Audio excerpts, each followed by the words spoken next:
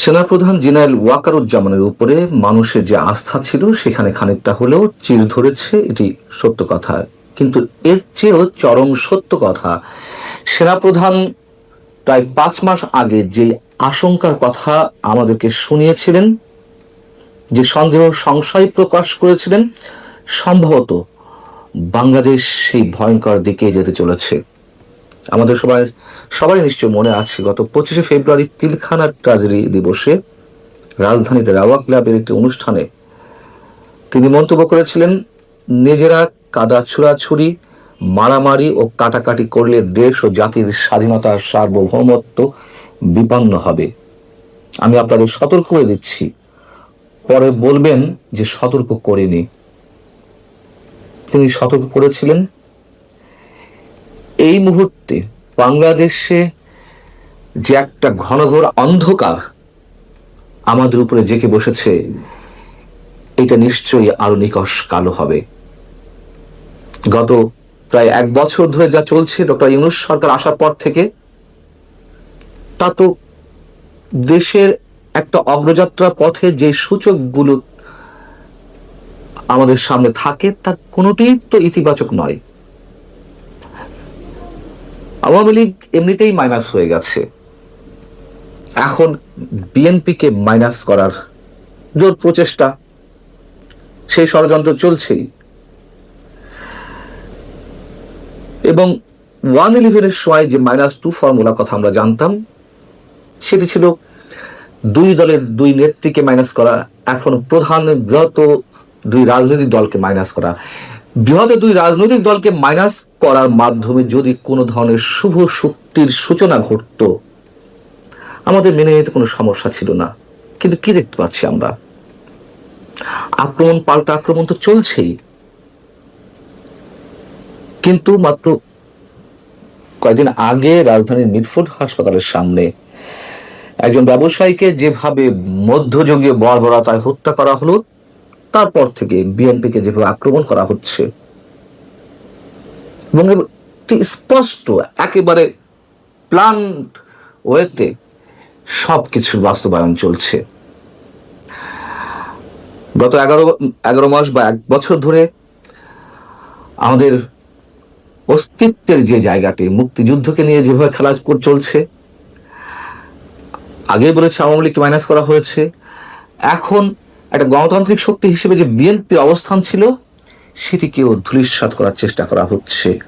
এখন বিএনপির শীর্ষ নেতা থেকে শুরু করে বিএনপি প্রতিষ্ঠাতা জেনারেল জিয়াউর রহমানকে যেভাবে তার ছবি, তার পোস্টার যেভাবে অবমাননা করা হচ্ছে, পায়ের নিচে পেশা হচ্ছে। শোনা যাচ্ছে যে সংসদ ভবনের পাশে জিয়াউর রহমানের যেই সমাধি, সেটির উপর আক্রমণ চলতে পারে। একইভাবে শোনা যাচ্ছে যে টুঙ্গিপাড়ায় বঙ্গবন্ধুর সমাধির, সেটির উপরও হামলা চলতে পারে, এবং সেই পরিকল্পনা চলছে। তাহলে এর মধ্য দিয়ে আমরা কি বলবো?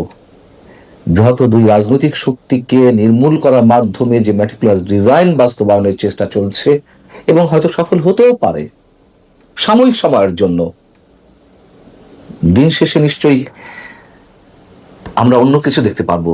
তো এখন এই মুহূর্তে যে অবস্থা, একটা দেশের অগ্রযাত্রার পথে যে সূচকগুলোর ইতিবাচক দিক স্পষ্ট হওয়ার কথা, তার কোনোটাই তো ইতিবাচক নয়। অর্থনীতি থেকে শুরু করে আইন শৃঙ্খলা পরিস্থিতি, গত 1 বছর ধরে যে মব ভায়োলেন্স ভয়ঙ্কর আকারে জাতির কাঁধে জেঁকে বসেছে, এটির পৃষ্ঠপোষক কারা কারা আমরা সবাই জানি। কারা মব ভায়োলেন্স এই মুহূর্তে সৃষ্টি করছে? বিএনপির বিরুদ্ধে অভিযোগ আছে, কিন্তু ভয়ঙ্কর আকারে কারা করছে, এবং এর উস্কানিদাতা, প্রশ্রয়দাতা কারা? অনেকে বলছেন যে প্রধান উপদেষ্টা ডক্টর মোহাম্মদ ইউনূস নিজে প্রশ্রয়দাতা। হ্যাঁ, তার সত্যতা থাকতে পারে। এখন বিএনপি সরাসরি সেই অভিযোগটি জানাচ্ছে। জঙ্গিবাদের যে উত্থানের সুস্পষ্ট একটা ইঙ্গিত আমরা দেখতে পাচ্ছি। আস্ফালন তো আছেই, কিন্তু চরম উত্থানের পথে। মৌলবাদী শক্তির আস্ফালন, মসজিদের মধ্যে মৌলবাদী শক্তির বিরুদ্ধে, জঙ্গিবাদের বিরুদ্ধে কথা বলে কোনো ইমামও নিরাপদ নন। তাকে এই ধরনের কথা বলতে গেলে রক্তাক্ত হতে হচ্ছে মসজিদের মধ্যেই। মানুষ কোথায় নিরাপদ? স্বাধীনতা বিরোধী শক্তির যে আয়োজন খুব মহাসমরা হয়ে চলছে। অতএব এর পরের স্টেজ নিশ্চয়ই আমাদের স্বাধীনতা সার্বভৌমত্ব বিপন্ন হওয়ার আশঙ্কার বিষয়টি আমরা আনতেই পারি। যেমন বরাবরই বলি যে আওয়ামী লীগের সময় যে পলিটিক্যাল ভ্যাকিউম তৈরি করা হয়েছিল তার পরের স্টেজ হচ্ছে জঙ্গিবাদ, চরমপন্থার উত্থান। আমরা সেটির আভাস তো দেখছি। এবং এরপরে স্টেজ কি? সবাই ঐক্যের কথা বলছে, প্রধান উপদেষ্টা থেকে শুরু করে প্রত্যেক রাজনৈতিক দল, কিন্তু প্রত্যেকের এজেন্ডা অনুযায়ী চলছে। প্রধান উপদেষ্টা নিজেই বিভাজন তৈরি করেছেন, তিনি নিজেই বিরোধী দল সৃষ্টি করেছেন। সরকার দল তো সৃষ্টি করেছেনই, আবার বিরোধী দল তৈরি করছেন। একটা অকার্যকর রাষ্ট্রের দিকে এগিয়ে যাচ্ছে বাংলাদেশ, একটা ব্যর্থ রাষ্ট্রের দিকে এগিয়ে যাচ্ছে। এবং এই ব্যর্থতায়, এই অকার্যকরতার মধ্য দিয়েই পরাশক্তিগুলোর খেলার একটা উর্বর ভূমির হিসেবে তৈরি হয় সেই ভূখণ্ড। ডিপ স্টেটে খেলা খুব জোরে সোরে চলছে, এটা তো এখন আমাদের কারোর মুখের কথা নয়, তার যথেষ্ট প্রমাণ পাওয়া যাচ্ছে। এই অবস্থায় এসে নিশ্চয়ই বা আরো আগে থেকে দুটি প্রতিষ্ঠানের উপর মানুষের আশা আকাঙ্ক্ষা সব কেন্দ্রীভূত ছিল। একটি হচ্ছে রাজনৈতিক শক্তি, সেটি নিঃসন্দেহে বিএনপি। যে দায়িত্বশীলতা ছিল সেই দায়িত্বশীলতা তারা নিশ্চয়ই সেভাবে পালন করতে পারেনি, বারবার ট্রাপে পা দিয়েছে সরকারের, ভবিষ্যতে বোধহয় আরো দেবে।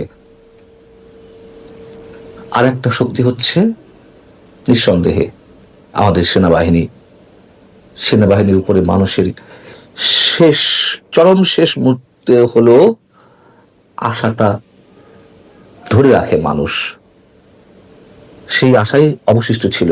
কিন্তু সেখানেও অনেক বেশি চির ধরে গেছে, এটি বাস্তবতা। যেহেতু সেনাবাহিনীর সদস্যরা ম্যাজিস্ট্রেসি পাওয়ার নিয়ে রাজপথে আছেন, তারপরেও কিছু দেখছে না মানুষ। একের পর এক ভয়ঙ্কর সব ঘটনা ঘটছে। সেনাপ্রধান বিতর্কিত হয়েছে, এটা সত্য কথা, কিন্তু আমার এখনো বিশ্বাস দেশের স্বার্থে, দেশের সার্বভৌমত্বের স্বার্থে সেনাবাহিনী নিশ্চয়ই তার যথাযথ রোলটি প্লে করবে।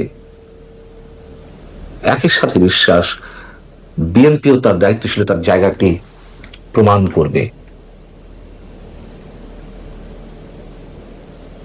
আমরা নিশ্চয়ই কেউ জানি না কোন দিকে আমরা যেতে চলেছি, তবে এটা নিশ্চিত করে বলা যাচ্ছে ঘন ঘর এক অন্ধকারের দিকে আমরা। সেই অন্ধকারের যেই গভীরতা, সেটি কতটা নিকষ কালো তা হয়তো বলতে পারছি না, তবে একটা ঘন ঘর অন্ধকারের দিকেই যাচ্ছি। যে দুটি প্রতিষ্ঠানের কথা